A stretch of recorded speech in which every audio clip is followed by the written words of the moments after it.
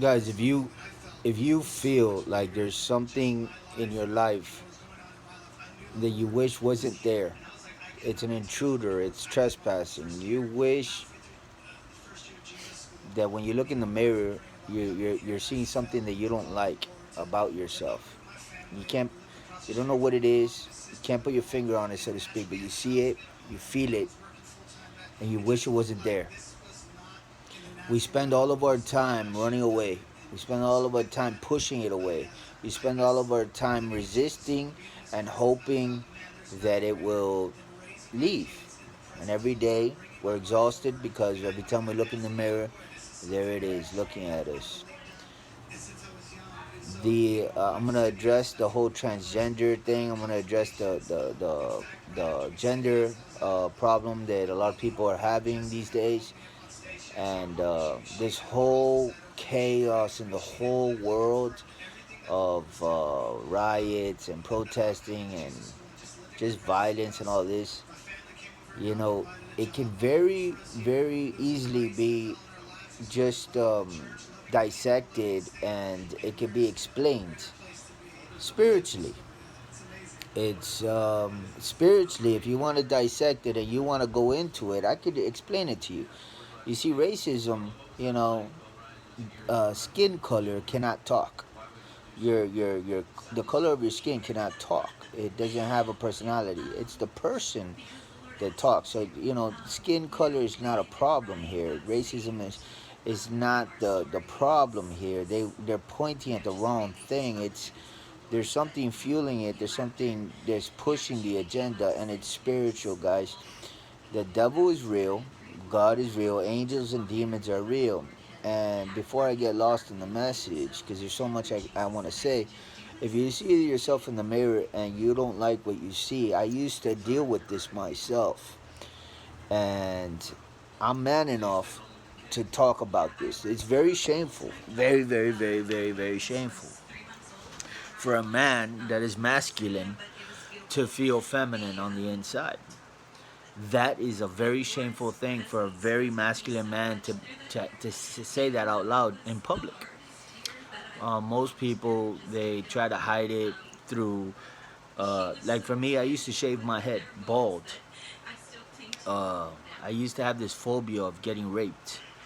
Like going to jail, going to prison, and getting raped because I was a sinner. I was a person that I was always dabbling in sin, and I thought to myself, if I go to jail, what if I'm not manly enough to defend myself? And and I had this like phobia, you know what I mean, of things like that happening to me, and I would play the movie out in my head. I hope this helps somebody, right?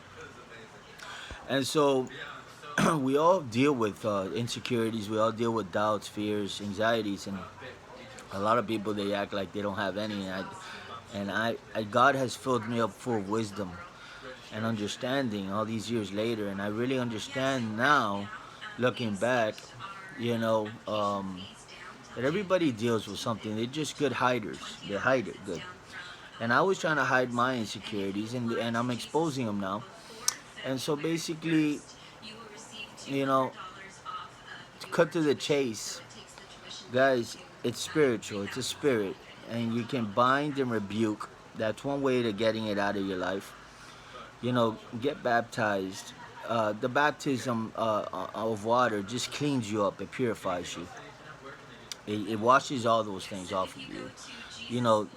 Pornography is a big door to confusion of sexuality and all that kind of stuff. It's a big demon that comes in, and it basically they love to pervert. So they love to see a very pretty girl. They love to see a very pretty girl with very nice thin hair, like nice hair and all that. And they say to themselves, "We're gonna make her into a butch guy." So a demon, will come into her life and then basically make her feel manly. So then all of a sudden she doesn't want to take a shower. And all of a sudden, she wants to dress more like a guy. And you see that in the world. I have a cousin that is like this, and she herself will tell you her story of It's spiritual. It's a demon, and basically she has resisted, and she's been back and forth. It's a fight. It's a battle. But I dealt with something that was a feminine spirit, and it was basically I knew who I was, and I knew that I wasn't gay. I knew that I wasn't gay, and I knew that this feminine spirit was something there that it just wasn't me. And I was growing up tough. I was growing up tough and rough and like and all this stuff. So this was the worst thing that could ever happen to me because I'm supposed to be that tough guy, and here I am feeling like I'm a girl on the inside. It's really really like for me torture and torment. It's the best word I can describe it because I hated what I saw. And every time I looked in the mirror, I would try. One thing I used to do is I used to punch myself a lot in the face to leave myself bruises to make me look more tough, so that a guy wouldn't see. And you see this a lot. You can see a gay person a mile away and know that they're gay. It's because they give off this. I was gonna say aura, but it's not an aura. It's more of a spiritual thing. That you look at their face, it has nothing to do with the person. It has to do with something that is on them. That you see them, and that spirit that is on them, you see the spirit, and it's almost like this thing that just lets you know, yes, that person's gay. Uh, and I felt like I had that on me. And man, did I resist it? Man, did I try to fight that thing? Man, I would cry. I would beg. I did everything to try to get rid of that thing. And so, long story short, guys, uh, it was something that was a process. You know what I mean? But one thing that does work, yeah, sometimes it tries to come back to me all these years later, and now, thankfully, I take no credit, but thankfully, all those battles and all those war and battles and all that kind of stuff, it breaks you down, but God builds you back up strong. And so basically, now I don't want to sound prideful, but I'm strong. So that thing comes at me, I go to it. I don't run from it. I don't hide from it. I go to it, and in the spirit. For those that are spiritual, then they understand what I'm saying. In the spirit, I go and I try to embrace that thing. I try to hug it because I know who I am now. Before I didn't. I was insecure. I was like, smoking and drinking, and they call it the party life. There's no party there. You know it, and I know it. And doing all these drugs. So this up here wasn't leveling with reality too much. And then the spiritual realm, I was opening up all these portals, all these doors. Demons were coming inside. They were ruling over my life, and they were telling me all kinds of stuff that I was this and I was that, and making me feel all these ways. And truthfully, I would, the way I was thinking back then was like I'd rather die. I literally. I know people say this, but literally, I'd rather die than, and that was my thought process then. It still is now. Because we have certain convictions in our life where certain things could be taken from us, other things could be trespassed, but then there's other things that are forbidden 100%, like no, just no, 100% no, right? And that was one of those things for me that was 100% no. It was forbidden, like, to me, and not because of how you would perceive me. It was just a me thing, like, no, I'm not gay. And no, I'm not a girl. I'm not. I'm masculine, bro. I'm a man. You know what I'm saying? And so that was one of those things I was battling. You know what I'm saying? Behind the scenes, nobody would know this. I mean, people would see me, right? But people would see me in the sense like maybe they could see it on me, that spirit thing that I was talking about. But it's like a veil, that they place on you, And you know what they do with me now, just so that I could expose that too. I don't see it on me right now, but what they do is, because I'm an evangelist and I go around trying to tell people about Jesus and whatnot. So to dispersuade, I don't know if that's a word, but to persuade people not to hear my message, they'll put something on me like that looks like a little kid, almost like it gives off the impression that I'm not a 34-year-old man that's been through a whole lot of hell, and I've been, gone through a whole lot of things, right? And then because if you see a person, you look at them, you know you know immediately whether or not you want to talk to them. You know what I mean? Whether you want to give them the time of day, whether you want to really um, pay them any attention. I mean, you could just look at them and be like, yeah, yeah, you look like somebody I would like to talk to, or you look like somebody that I would like to get some advice from, right? But if they look like, you know how older cats always look at the younger generation, almost like, man, what do you know? Kind of stuff. So like they try to put, they meaning the spirit, the demons and the principality and the demon and the devil. They try to put something over me that makes me come off like a little kid, like a little kid. And what it does, it takes away from my masculinity, and it takes away from the authenticity of everything that I've gone through, because I've gone through a whole lot of stuff.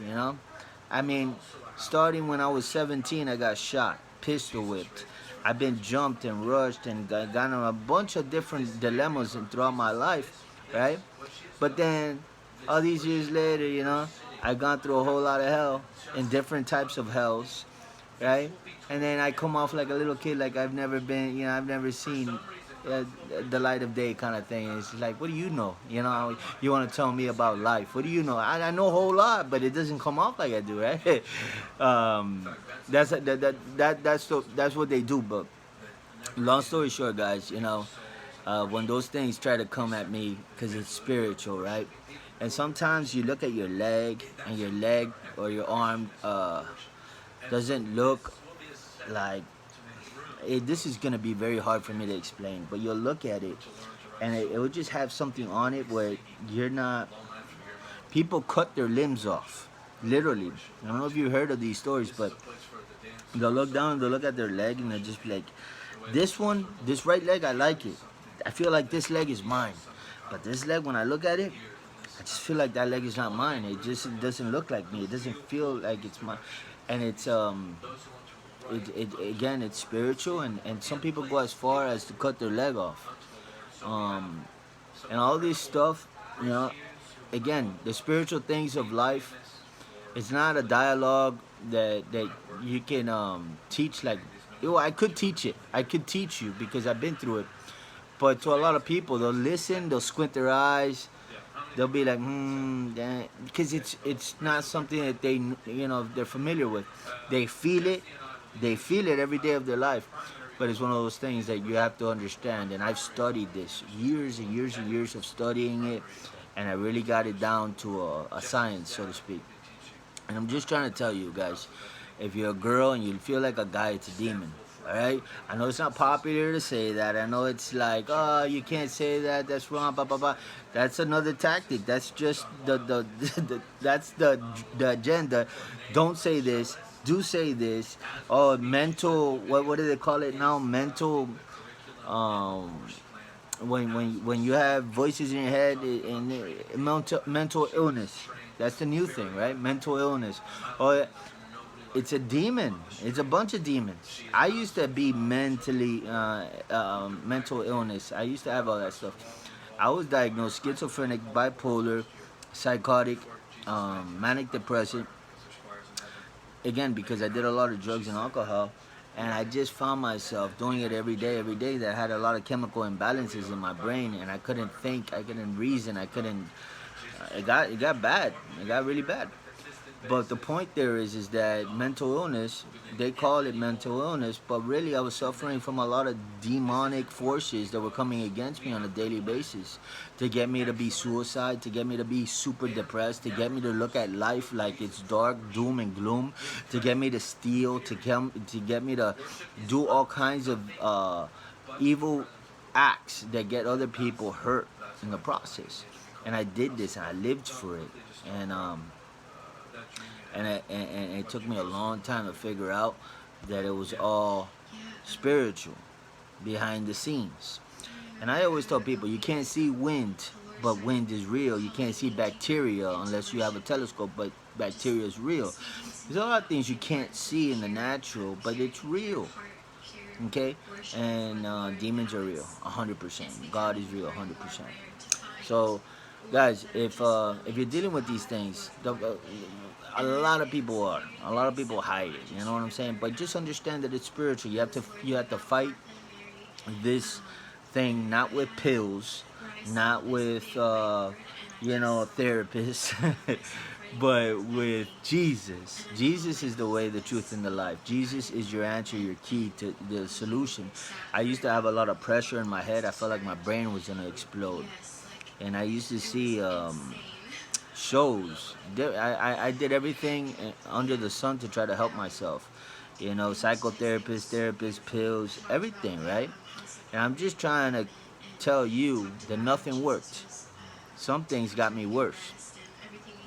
But Jesus, 8 years I've been walking with God, 9 years actually.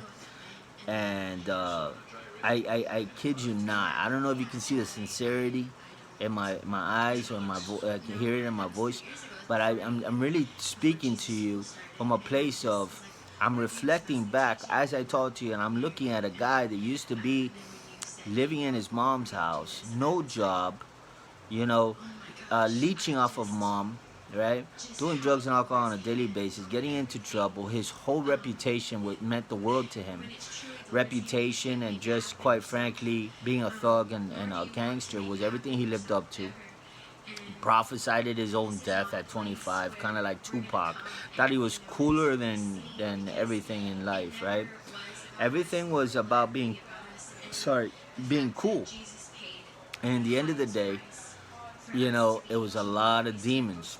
And what demons would do to me at nighttime, and I'm sure they probably do it with you, is they repeat themselves. They repeat themselves. They don't have nothing new. But there's something that they used to do with me, man. I remember this.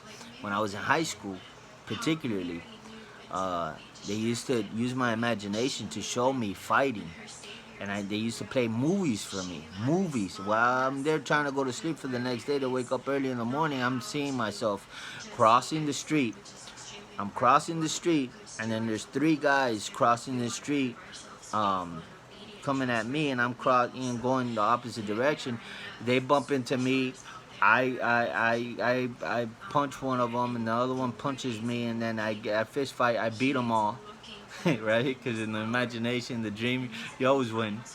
And I beat them all, and then and that was the imagine, that was that, right? And then guess what? It would restart. It would restart. It would restart. Like it would play that movie in my head. I want to say like 1,000 times. I must have been there for hours and hours and hours before I knew it. The sun was coming up, and I hadn't slept because I was looking at these movies at nighttime in my mind. Quite frankly, just and some people do it with girls. Some people do, just understand what I'm talking about. And so then, you know, I'm walking in school, and guess what I'm thinking about? I'm thinking about fighting. You know what I'm saying? So, unbeknownst to me, the devil was training my mind to always be thinking about violence and always be thinking about, the things that pertain to his kingdom. And I was always getting into trouble. I was always getting into trouble with security guards and everything like that. And that's what I lived for. But I didn't know it was spiritual. I just thought that, I don't know, man. I was looking for myself. I was looking for identity. I was looking for purpose. And I was getting a whole lot of attention. And maybe I was looking for attention. I don't know. All I know is one thing. Nobody got through to me. I was a rebel. I was stiff-necked. I was stubborn. I was hard-headed. And I wanted my way. And it took me to really go through a whole lot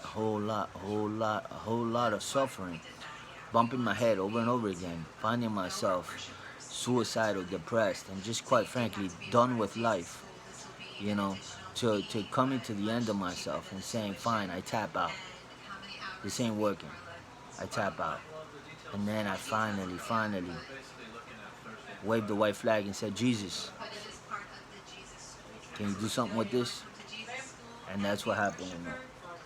So I want to share that video. I hope that helps you. I know that it will help somebody.